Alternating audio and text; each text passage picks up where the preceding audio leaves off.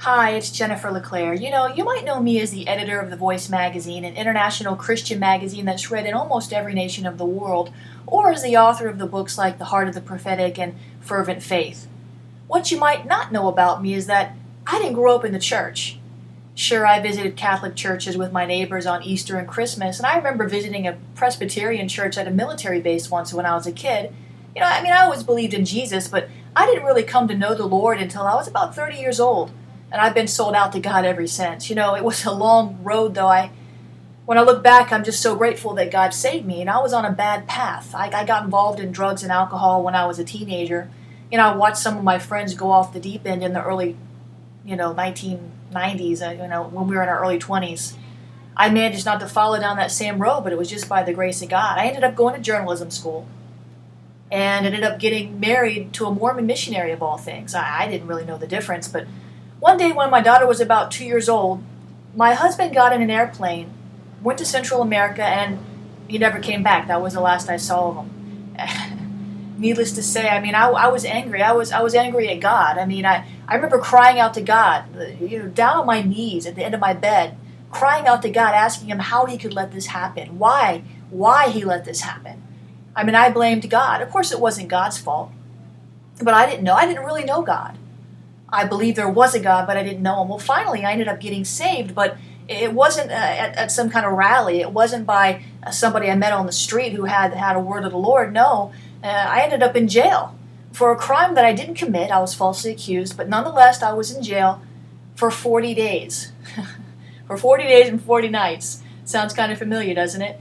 Well, during that time, one of these evangelism crusades came through the jail system, and they had, sports athletes and celebrities, and they were giving their testimonies, and it really touched my heart, and, I gave my life over to the Lord, and like I said, I've been sold out ever since. I never looked back. I never looked back. I put my hand to the plow.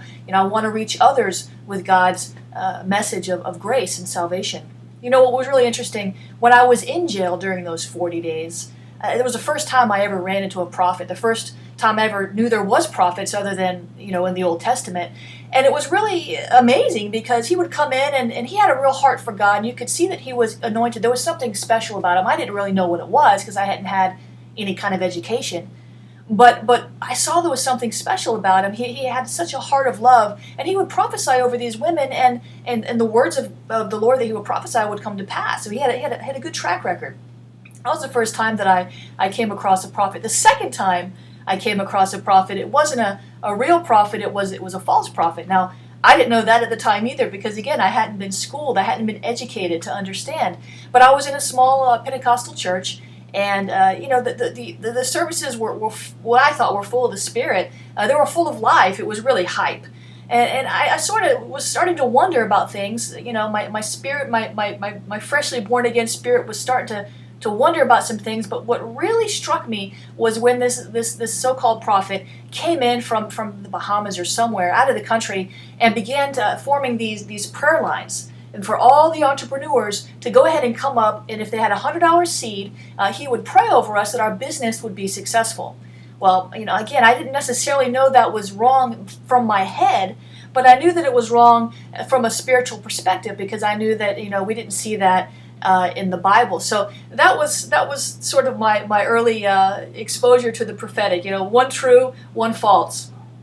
Today, it's been many years. I'm on the staff of Spirit of Life Ministries. This is a spirit-filled, non-denominational church in Hallandale Beach, Florida, under the leading of Apostle Jonas Clark. And, he's an awesome man of God. I feel so blessed to have hooked up in a church and been planted in a church where I could find out what my calling was. And I would encourage you to do the same. If you haven't, if you're not plugged into a local church, get plugged in. That's where your gift of God will come alive. That's where you'll be able to plug in and build the church and to really exercise your gift and your calling. So, I encourage you to get hooked up. But that's where I'm at. I'm on the prophetic team there. I'm the Minister of Communications there. Of course, we talked about The Voice magazine.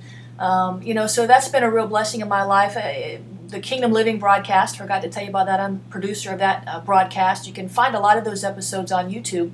And I also serve as an associate director at the Mentor program, the reentry program at the Miami-Dade County Jail System. So I went back to where I came from And the Lord sent me back into the jails to minister to people there, and that's been a real blessing.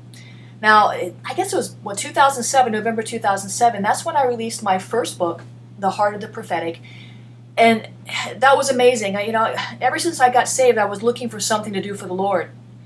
And, a huge part of my calling is to write. I'm called into the prophetic ministry.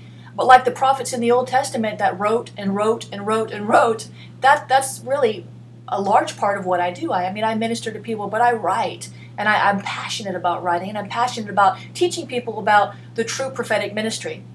So I published my first book in November 2007 called The Heart of the Prophetic.